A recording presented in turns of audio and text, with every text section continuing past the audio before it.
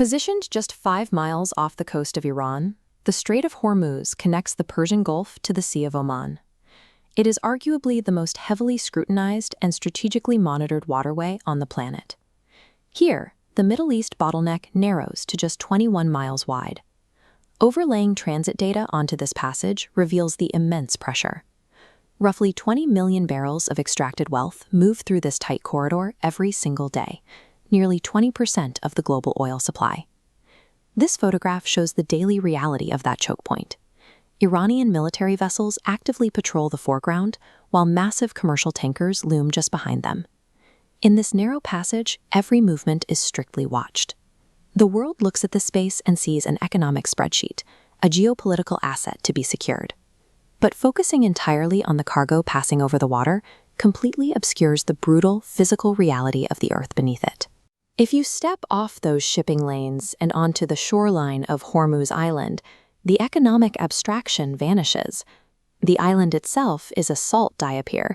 That means it is a 600 million-year-old mass of compressed salt and mineral-rich volcanic rock that has actively thrust its way upward through the ocean floor over millennia.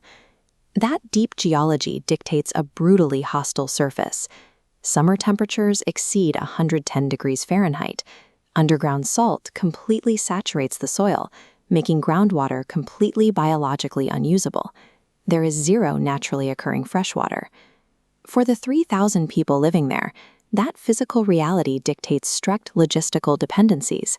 Every single liter of drinking water has to be imported by boat or processed through desalination plants just to maintain daily life. These rocky outcrops are rarely thought of beyond their status as navigational hazards for tankers. But they are active testing grounds sitting at the absolute edge of human habitability. Move further into the Persian Gulf to Kish Island, and the environment becomes even more suffocating. The shallow waters trap and retain thermal energy, creating a permanent greenhouse effect defined by intense heat and inescapable humidity. This diagram maps an underground engineering feat called a kariz. To secure water 2,500 years ago, residents built a subterranean channel that functioned entirely by gravity and geology. It worked by naturally filtering rainwater down through deep layers of 500 million-year-old fossilized coral, purifying the moisture through mineral contact to create a steady supply of drinking water. On Larak Island, the temperature swings violently, dropping to 50 degrees on winter nights and soaring past 110 degrees during summer days. To absorb that thermal shock, the local architecture relies on ultra-thick walls built directly from compacted earth and coral aggregate. Back on Hormuz, the adaptation is literally ingested. Residents take the island's red ochre soil, locally known as gelak, and grind it directly into a spice to flavor their breads and stews, integrating the heavy mineral landscape right into their bodies. Surviving here didn't mean fighting the environment or trying to conquer it.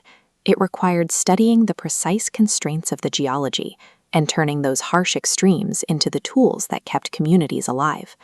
Modern industrial logic approaches the exact same geography with a vastly different mindset. On Lavan Island, natural ecosystems and industrial holding tanks sit side by side in forced, clumsy proximity. For generations, Lavan supported a highly specialized pearl diving economy, where locals mapped the seafloor by lung capacity alone. That deep water access was eventually targeted by commercial interests, and the pearl economy was abruptly erased, replaced wholesale by the massive infrastructure of offshore oil refining. And on the nearby sanctuary of Shidvar, colloquially known as Snake Island, global industrialization is causing a quiet, entirely invisible ecological fracture.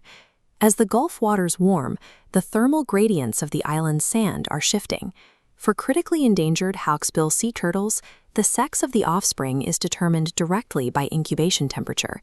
The excess heat is currently skewing the hatchlings almost entirely female, pushing the local population toward a reproductive dead end.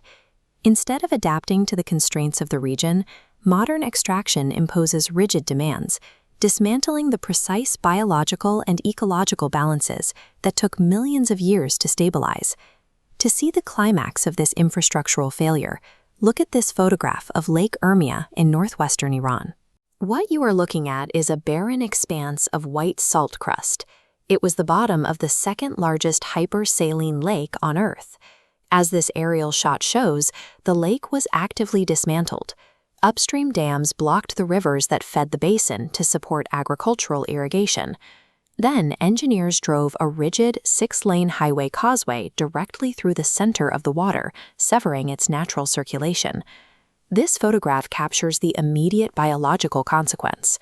The restricted flow spiked the salinity levels, triggering a massive bloom of salt-adapted microalgae. To protect themselves from the intense sun, the algae produce a pigment that turns the remaining water blood red. That vivid crimson isn't an optical illusion or an anomaly. It is a literal, visible biological warning signal, broadcasting the irreversible collapse of a complete natural system. Human institutions treat the landscape as something static that can be claimed, managed, and controlled forever. But the earth beneath the Strait of Hormuz has never stopped shifting.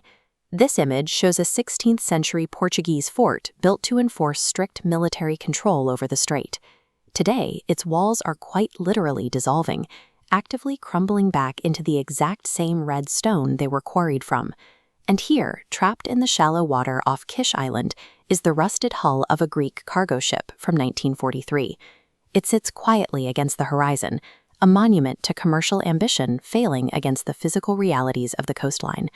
The deep waters and strategic locations that make these places incredibly valuable to empires are rarely the same qualities that make them survivable for the people who call them home. When we look past the oil transits and free trade zones, the Persian Gulf reveals a record of how humanity persists within geological extremes. The conditions witnessed here, extreme heat, water scarcity, and shifting ecologies, are the exact climate pressures now measured at scale across the planet. These islands are the first to inhabit a reality that is arriving everywhere else. The intelligence gathered here across thousands of years, how to build with coral, how to filter salt, how to survive 110-degree days, is a record of human durability in a landscape that offers no comfort. As the global environment shifts, that persistence is exactly what will be required. The unbroken coexistence of profound fragility and ancient survival in the Strait of Hormuz is the story of our collective future.